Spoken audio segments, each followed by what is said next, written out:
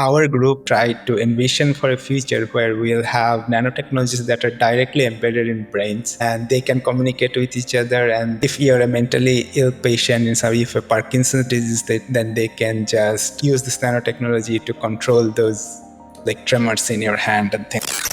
And this is real time, so you can actually check at what time suddenly you get quite blood cell increasing every evening. Then like if you do a blood test every year, then you might not see that pattern. But if you just monitor using CircTrek, then you can actually see that also white blood cells are increasing every evening. So this person might have some sort of morbidity that actually comes with those night fevers and things like that. And then we can go for next step, what the underlying cause of this. So it's kind of early detection as well as continuous monitoring.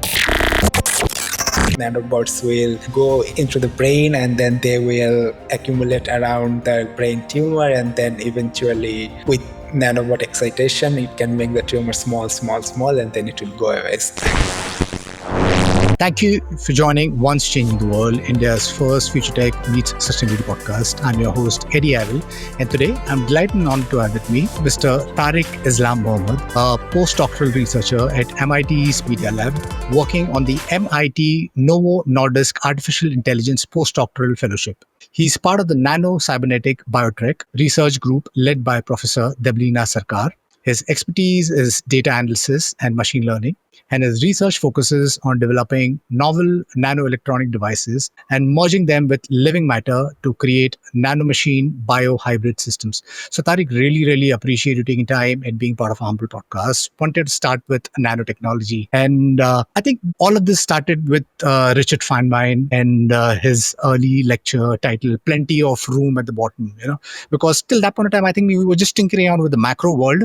And then we discovered that, oh, wow, there's like another micro world out there also. So can you start with explaining what is nanotechnology and how do you think nanotechnology is going to upend our world? Well, the term nanotechnology comes basically from the fact of scales. So micro is 10 to the power minus 6 meters. So nano is like 1,000 times smaller than that. So 10 to the power minus 9. And that is the crux of the issue, that the devices we make, they're nanometers in scale, few hundred nanometers in many cases, or even smaller. So that's why it is called nanotechnology. That's probably like the quantum limit. Like we cannot go below like 5 or 6 nanometers in that scale. Right. You're with the MIT Novo Nordisk Artificial Intelligence Postdoctoral Fellowship.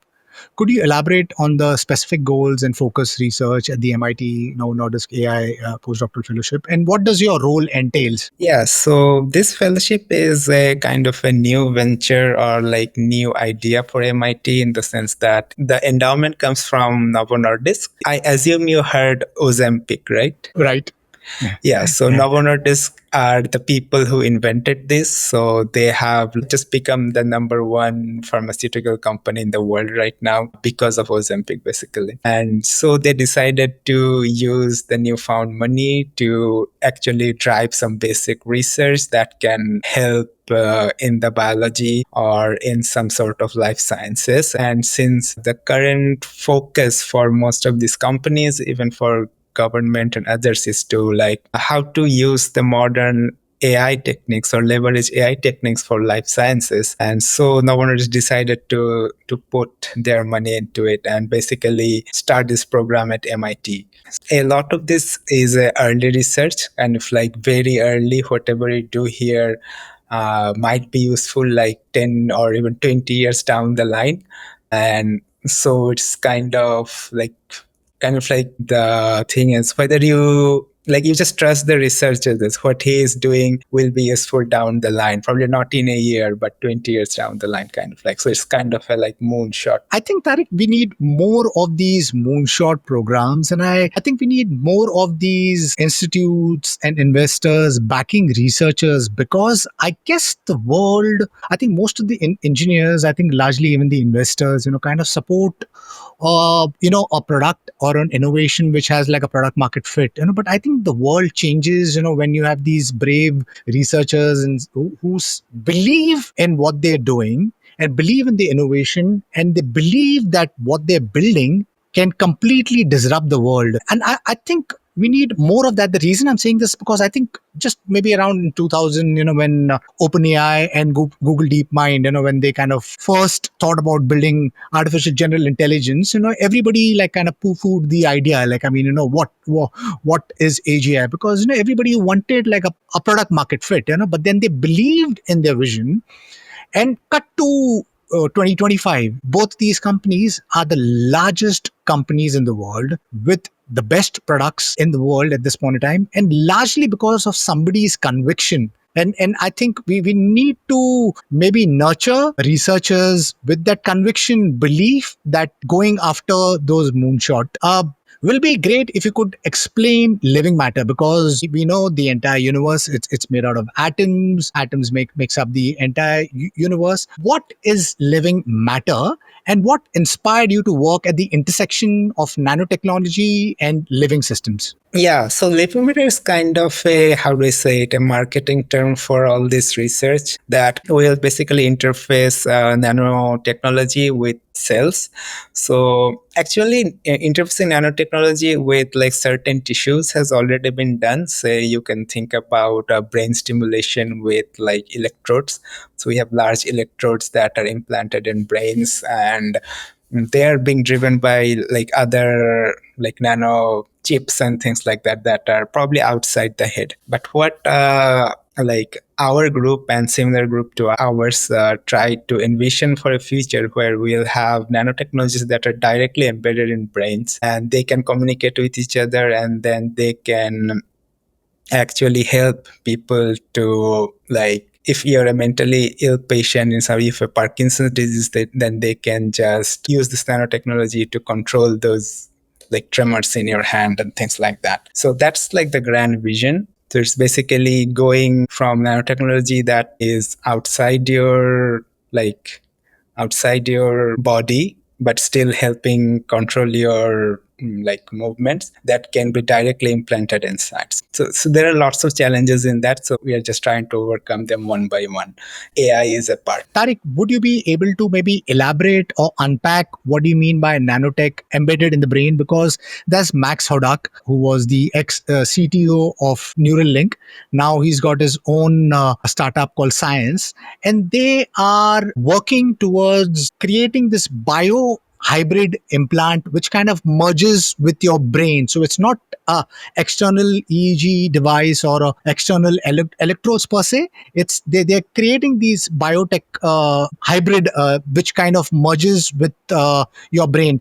Are you hinting at something like that? That's my first question. And what are some of the biggest scientific or engineering challenges you face when you are merging nanoelectronic devices with living matter? Yeah, it's similar because lots of other people also think in the same way. It's basically how to interface cells with nanotechnology. And for particularly brain, our group tries to do it non-invasively, in the sense that we do not need to operate on the brain, like break the skull and then put the nano devices there, and try to do it in some other way. So for us, one of the main challenges was to cross the blood-brain barrier. I'm not an expert on that part, but this is one of the major bottleneck. So blood-brain barrier requires like very tiny molecules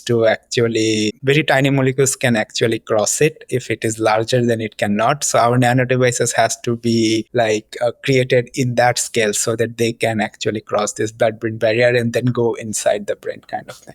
How do you see these nanomachine biohybrid systems transforming healthcare in the next decade? Because when we talk about nanotechnology, yes, I think there are various labs around the world who are kind of building these nanobots and nanohybrid systems, nanoelectronic devices. But we still not seeing these breaking out from the lab and going out to the actual world. What are the challenges you see over there? And when do you think this is going to happen, where it kind of translates and moves from the lab to the market?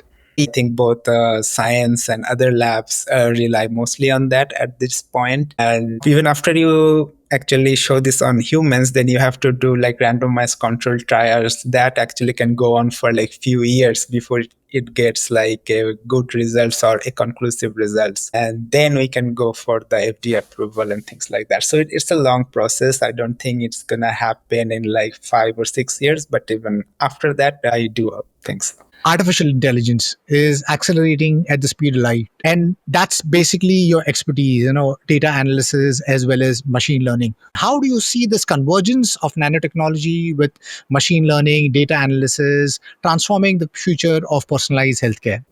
Yeah, so that's an excellent question. So turns out that so even if you have like devices, these are mostly circuits, right? So they like in terms of circuit theory, they are actuated by different frequencies or they emit different frequencies. And now you have to, I think, like in order to control certain diseases, you have to know like at which frequency to actuate them or at which frequencies excitation you want to get out from those so that it can help some patients and things like that. So you have to design the nanotechnology in that way, in that like for that regime basically. And now the next question comes that do we just put them in the brain and they will continue working? So you have to have some sort of controlling mechanism for it, and you have to know like when to turn it on, when to turn it off, and just how to manage this, like at what intensity you want the excitation be and things like that. So now you can actually think of how AI can actually work in here. Basically, I have devices that gives some signal or that takes in some signal. Now I have to use AI to effectively generate those signals so that it can help us people basically.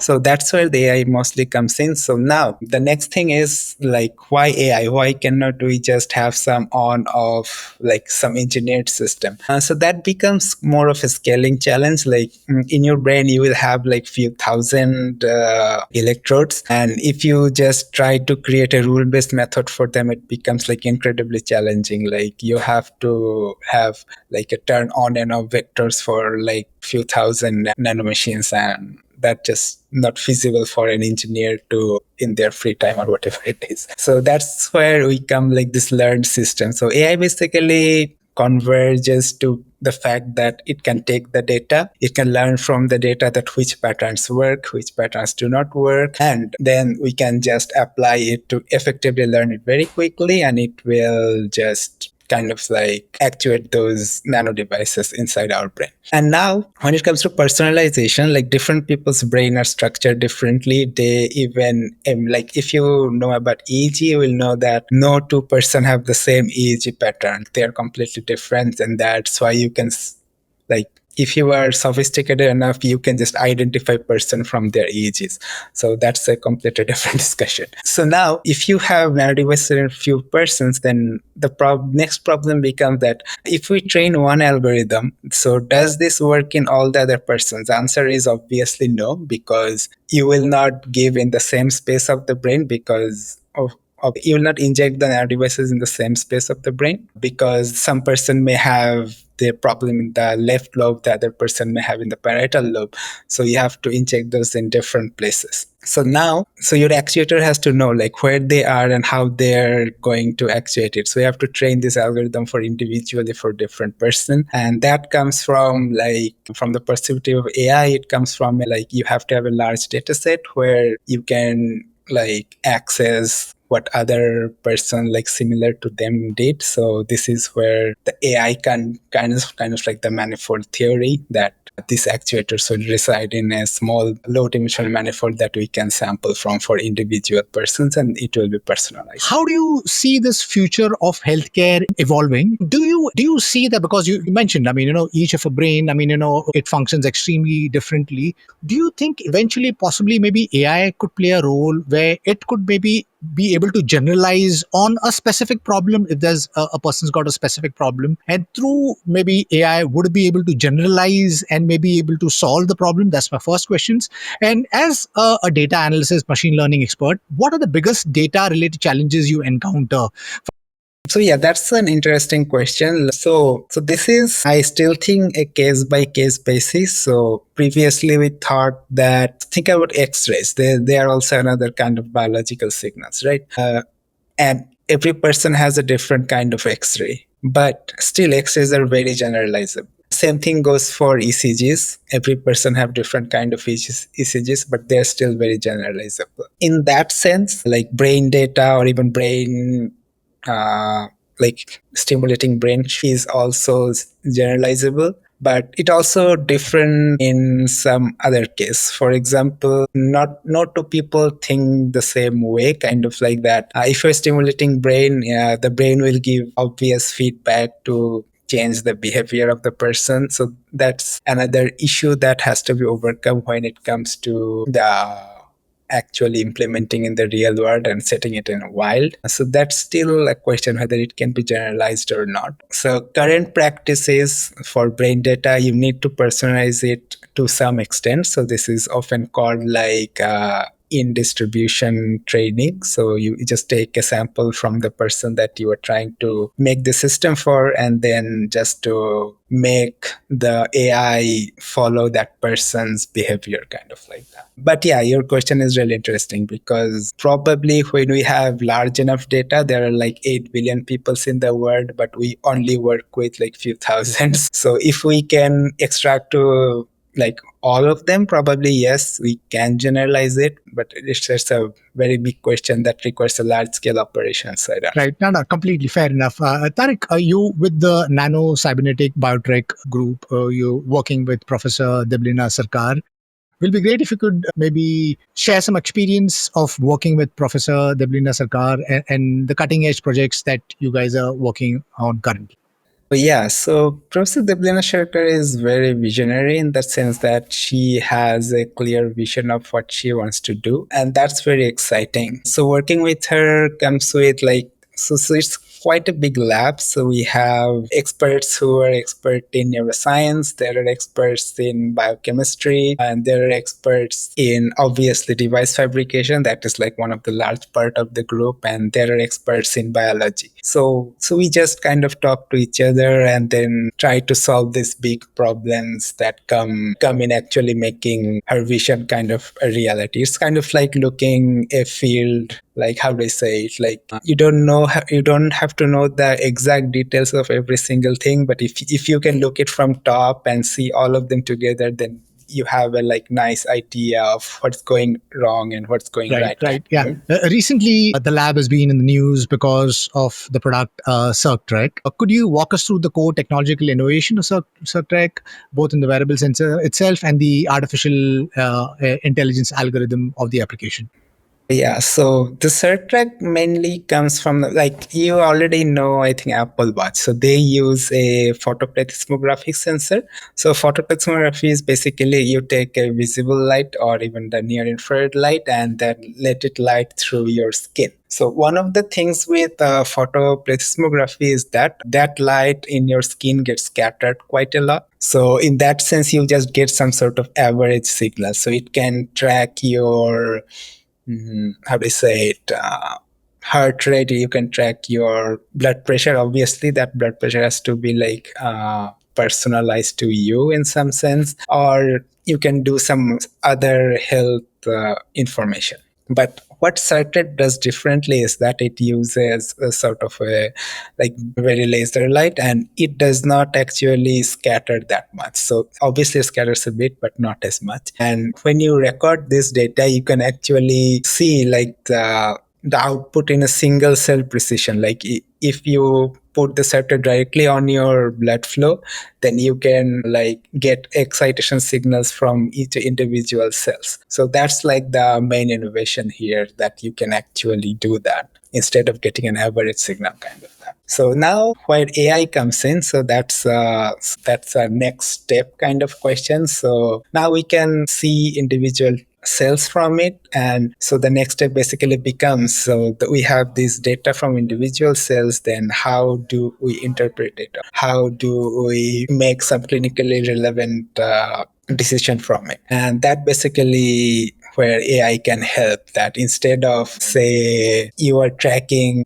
on tracking like manually computing individual half band power, bandwidth and things like that, you can just put the data in AI and let it figure out that what kind of signal correspond to what kind of cells and what kind of diseases kind of thing. So then you can like count the cells and then see if there are lots of white blood cell present in your bloodstream, that you may be thinking, okay, something might be wrong here, so we should go for the next actual blood test and see what is wrong. And this is real time, so you can actually check at what time your, let's get back to the white blood cell example. If suddenly you get white blood cell increasing every evening, then like if you do a blood test every year, then you might not see that pattern. But if you just monitor using CircTrek, then you can actually see that, oh, so white blood cells are increasing every evening. So this person might have some sort of morbidity that actually comes with that, those night fevers and things like that. And then we can go for next step, what the underlying cause of this. So it's kind of early detection as well as continuous monitoring. Right. How cool is this? And I was reading about it, and it said that the key target would be cancer. What other diseases you vision that CertTrek will be able to monitor or detect early? Yeah, I mean that's also the thing, right? If you have lots of white blood cells, it can be an indication of cancer or something like that. Or if you see an increased number of blood flowing to a certain region, then you can probably indicate that, okay, so there might be a tumor growing there. So it is causing the signal so that the increased blood flow there, so that the tumor can grow, so you can early detect it. So these are like. Right. Tariq, taking the earlier question about that AI and nanotech synergy and these nano devices, because we spoke that, there would be these nanobots, which would be used for drug delivery and so on and so forth, nanoelectronic devices, what are these next generation of nano devices which is going to be powered by AI? What do you think they're going to be, and how they're going to look like, and what are those, like maybe those low hanging fruits, like the first few diseases that maybe you'll be able to maybe completely take away, sort out, will be great if you could talk about that. Yeah. So, yeah, this is a very good question, also a very hard one. So, the low hanging fruit is different for different persons. So, for me, I mostly work with like mental diseases and brain data. So, for me, the low hanging fruit would be, say, fixing Parkinson's completely, I guess. But for others, those who work with brain cancer, from them probably would be the case that nanobots will go into the brain and then they will accumulate around the brain tumor and then eventually just make the tumor go away. You can make the tumors like with nanobot excitation, it can make the tumor small, and then it will go away. If a person is already equipped with those, then the person probably will not have brain cancer in his or her life. So, yeah. Right. So, Tariq, you mentioned, your area expertise or something that you would want to kind of, maybe sort is maybe Parkinson's disease and neurological disorders. It's a huge problem in the world, and there are various problems, like from Parkinson's disease, Alzheimer's to Down syndrome, and so on and so forth. Do you have an intuit, like, when would this be maybe ready for market, where it will actually be solving these big problems? Yeah, so as I said, this is a hard question about being ready in market, because we are doing like very early detection things. Like you may sometimes read in news that scientists have discovered something that can cure cancer, but that is a very early stage. So you have to, even after that research, you have to look, okay, it does kill cancer, but does it cause any other harm in the human body? So for example, I can say that I take a petri dish, a cancer cell, and light it on fire, and it kills cancer like 100% of the time. But that doesn't help actual patients, because you're not gonna light actual patients on fire. So that's the tricky question. Not tricky question. It's a tricky thing. Like we see some things working even in like in vivo. That means on live. For our case, it's mostly mice. But when you translate it to human, then you have to like think about a lot of different things, like whether what kind of person that I'm going to test on with, and if something goes wrong, what can happen. So we have to wait and see like how this unfolds, kind of. So it will require a lot of like, how do I say, regulatory oversight, in the sense that it has to be done very carefully so that nothing bad happens, kind of thing. But if you want to give me a timeline, I would say you'll hear some like close to human deployment in, I'd say, 5 to 6 years. But even for that, after that, it will still take few more years to actually make these things go into Right, market. right. Fair enough. Are there any peers that you look up to who you think are doing great work in the same field of yours? Maybe trying to sort out like a neurological disorder, a lab, a researcher who's at the cutting edge and possibly is accelerating or doing something which could possibly bring this timeline a little bit closer. I think I'm working with Deblina. She is very good at it, but she is more from engineering perspective. There are a few other labs here in MIT who also works on similar things, but they have expertise from physics, some have expertise from biology. So I don't think it will be like one single person who can make it happen, but it will be like a scientific effort. Every person does their best, and then we learn from each other to see what works, what doesn't work, and then eventually it will come to market, kind of thing. And the same thing with Neuralink, right? The technology they have like on the market right now, these were tested in labs in the various universities like 15 years ago or 20 years ago. So it takes a long time for some company to make those technologies marketable or make those technologies come to the market, kind of thing. So it will not be like one person. I think it will be a lot of different persons who come together to make Right, it. right. Fair enough. Any update that you would like to share about Nano-Cybernetic, Biotrek Group? Besides CircTrek, I'm sure you guys are building other products which could come to the market, sooner. Is there something that you would like to share with us? Yeah, I'm mostly working in like data analysis, so there are a lot of works in device side. So they do like a lot of work that are being marketed. I think if you go online, you will see Cahira Technologies. That is a startup that has spun out from our lab, and they have some devices that they want to market in the next few What years. are Yeah. the ethical or safety considerations, which we need to keep in mind, building technology like this? Because I think, yes, obviously, I think what you guys are building is beautiful, but, we are talking about like possibly these nano electronic devices which could possibly be biohybrid, which merges with the humans. What are the ethical or safety considerations that needs to be kept in mind, when you're creating these, you're tinkering around with living matter, living systems with these nano electronic devices? Yes. So yeah, that's an excellent question. So one of the major, I would say,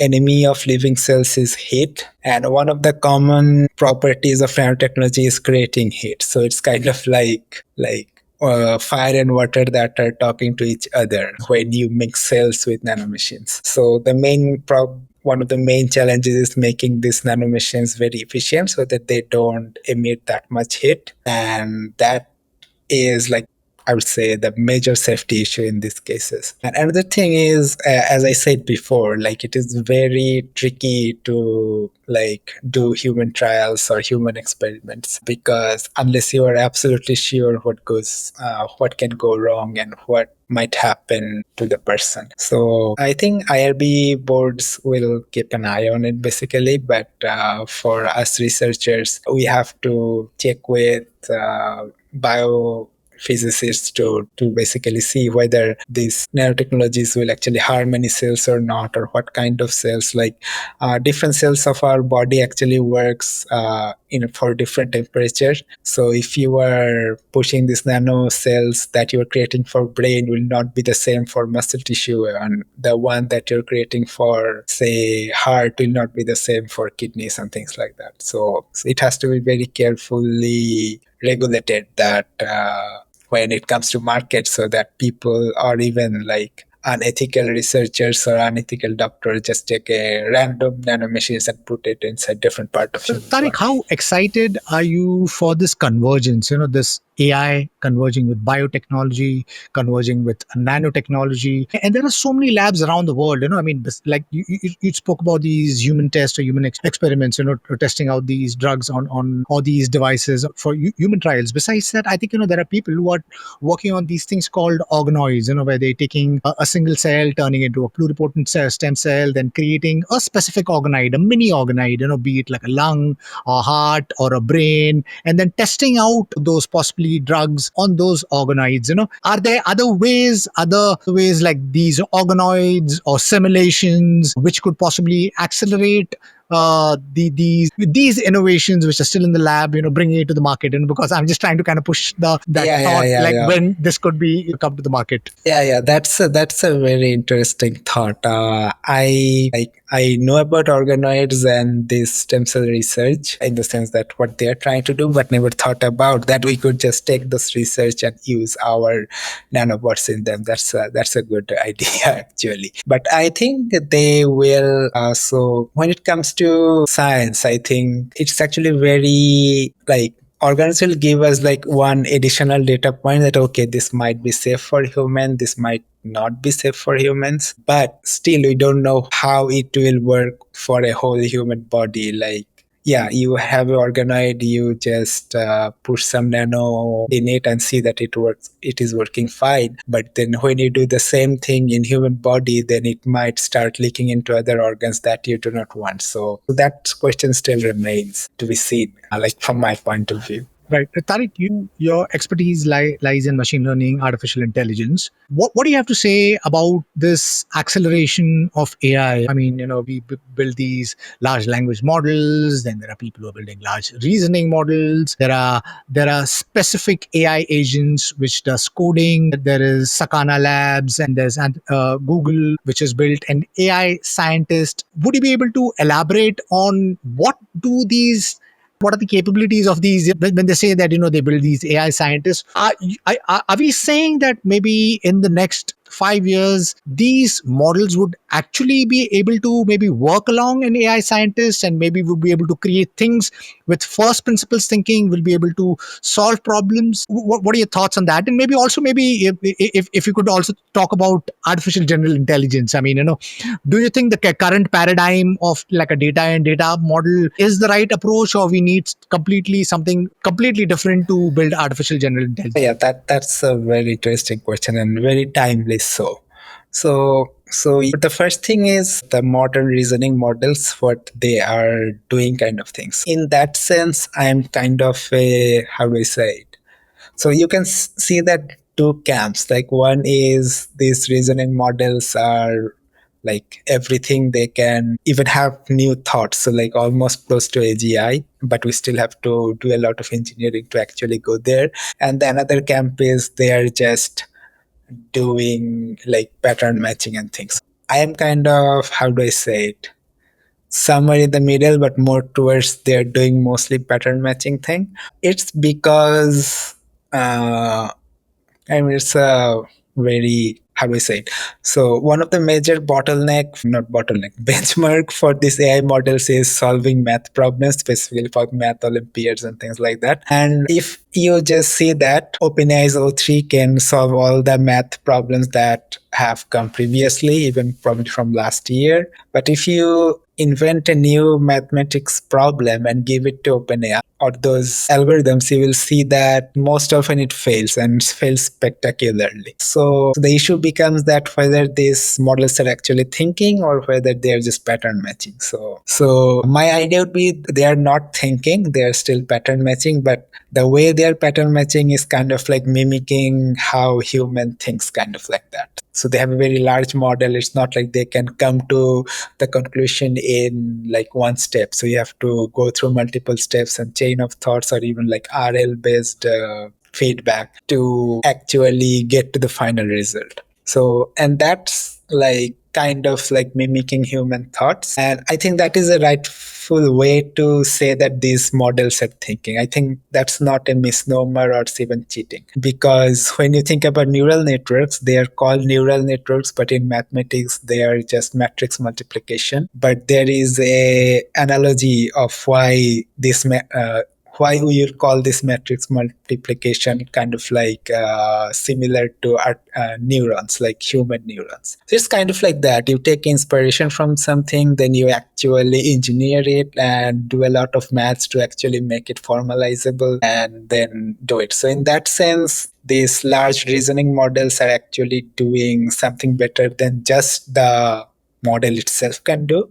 So that I think is very good and very, I say, innovative, but it's still kind of pattern matching. Anybody who goes deep into the maths will know that this is also pattern matching. It's not like something, the model is coming up with something new. On the other hand, if you look at like Terence Tao, if you, I'm not sure if you know him. So he's like one of the best mathematicians living currently. He's at UCLA. So he does a lot of theorem provings, and he has shown that you can use LLMs to actually prove some theorems and actually come to proofs with. I think he also has a YouTube channel. Like he uploads like an hour or 2 hour videos of how to do that using LLM. So that's incredibly cool. Like you can use LLM as an assistant to actually make some contribution toward solving some important mathematical problems. So that's another interesting thing. Even though they're pattern matching, but even in human thinking, they're interesting enough patterns that you can use LLMs to guide you toward those patterns. So that's incredible. And your final question was whether it is AGI or not. So this is a very hard question because we do not actually have a thing like, how do I say, like, even though we talk about it, but we do not, in my mind, we do not actually have a definition of what AGI is. Kind of like, so is an individual human a general intelligence person? Because humans are also specialized in certain tasks. Not all of them can excel in anything. But when we as a researcher talk about AGI, we actually say that this general intelligence has to be expert in all of these different things. But that's not actually how humans even work. So this is still murky. So, and another thing is the agents. So agents are really nice in the sense that if you ask LLM to do something, it's just a, I would say it's kind of a parrot, so it can just talk and do nothing else. But if you equip it with different agents, then it can actually do different things. So it's kind of like augmenting the agents. And in my mind, this is just software engineering around this AI models kind of thing. So it's more of a going back to basics. We have now have an AI model that can actually, we can do conversation with it. Then how can we use this AI model to do other stuff? And then we engineer these AI agents around it. So yeah, that's my take on it basically. Right. No, no, completely fair enough. In fact, I think Apple just released this paper saying that these large reasoning models are just pattern matching. These are just next token predictors. These data in, data out models. But then if you go to see under the hood, even now we don't completely understand what and or how the model outputs what. And I think the rate at which these models are accelerating with these agentic AI models also, now Google released something called as an AI scientist, Sakana Labs released something called as an AI scientist. These are agentic models. My first question, do you see that maybe in the next 5 or 10 years with this paradigm itself, where maybe we just are feeding in a whole lot of data and a whole lot of compute, do you think that's the approach where maybe we could reach machines which would be able to generalize? That's my first questions, and will be great if you could maybe share advice to maybe young researchers who are interested in the intersection of AI nanotechnology. Yeah. So I would say that this should not be the approach for, say, achieving AGI. And if like that, like even a small, if we're comparing AGI with human intelligence, even a like small child can take 1 or 2 samples and then can make a generalized idea about what the world looks like and what the world is. This model still cannot. There are like one shot or zero shot techniques, but they also often rely on models that have been trained on a few millions or trillions of data already. So this should not, in my mind, this should not be the way to go. And we are actually already starting to see the limitations of it, in the sense that, as I said, these are pattern matching machines. If it had seen something previously, then it can do it again, or if even if it is slightly altered. But if it is something new, it completely fails every time. So is it achieving intelligence in that sense, that every time something new happens, you have to retrain the networks to account for this particular event? Then probably in future it will just work on that event. Humans work much more intelligently than that. I think Young Lacan's world model view might be a way to go. But aside from that, I think LLMs itself might be limiting and already reaching its end stage, because you can see like OpenAI hasn't released the next version of GPT because it probably, like, I don't know what they're doing, but probably the like retraining another network from scratch doesn't make sense anymore, because they've already reached that saturation. And agents are a very nice way to extend that. Like, even though we have the same models, but we can still get a lot out of it using agents or even reasoning. So I think in the short term, we should think more about this kind of approach. I think DeepSeek R1 did amazing with their RL-based reasoning approach, and that has opened a new paradigm.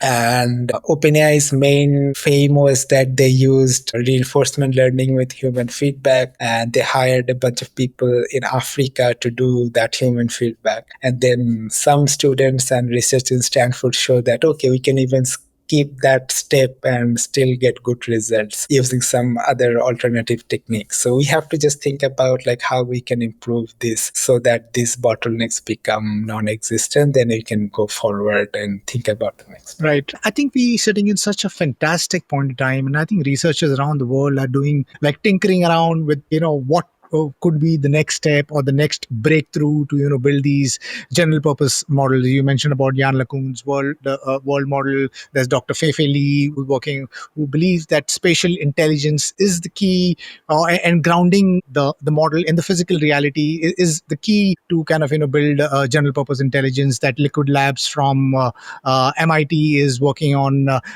reverse engineering a C. elegans worm, and believes that possibly that's the approach which will build a general purpose intelligence. So yes, I think there's these different very very interesting labs around the world, trying to kind of push the boundary, and see if we can kind of build these general purpose machines. And I hope that we come towards achieving something like that. So Tariq, my last question to you. We spoke about nanotechnology. We spoke about artificial intelligence. What will be great if you could paint a picture of what comes next. Maybe, like you mentioned, 5 to 6 years is maybe not the timelines, maybe the 10 years timeline. Like we're sitting in 2025. Paint a picture of what 2035 might look like, and what would be the future of healthcare in that world, where there's convergence or intersection of nanotechnology, nanoelectronic devices with artificial intelligence, and how it's going to upend the healthcare industry. Yeah, that's an excellent question. So there are two ways to think about it. One is being very optimistic, in the sense that this nanotechnology is in general is very cheap to produce. Like, coming up with the method is very hard, but once you know what you need to do, you can scale it up, and then it can be very cheap to say deploy and in different regions of the world and things like that. Or probably I miss speaking here, because it was cheap few years ago, but now TSMC is like so well valued, it's probably not as cheap. But still, you probably get my point that you can scale it up very easily. And so in that sense, 10 years we might be able to treat a lot of different issues using nanotechnology very quickly. Hopefully have a lot of mental issues in the mirrors, I guess, rear view mirror, I guess. And it will be very good for everyone. One of the, like, if I go in a not that optimistic but pessimistic, and it can be like very hard to access for a lot of people, especially those who, like for US, it would be those who do not have adequate insurance. And for those who are poor, it might be hard to access. And some companies might just decide to keep those patents to themselves and charge very highly for it. So yeah, so it can go either way, but I'm hoping that it will be beneficial to humanity overall. Yeah, that's the thing. Thank you, Tariq, for taking time and being part of the podcast. Yes, I mean, I remain optimistic because I think we are at the cusp of solving some of the largest problem, and maybe artificial intelligence with these agentic AI, or maybe like another framework that we find which could kind of help us build a general purpose intelligence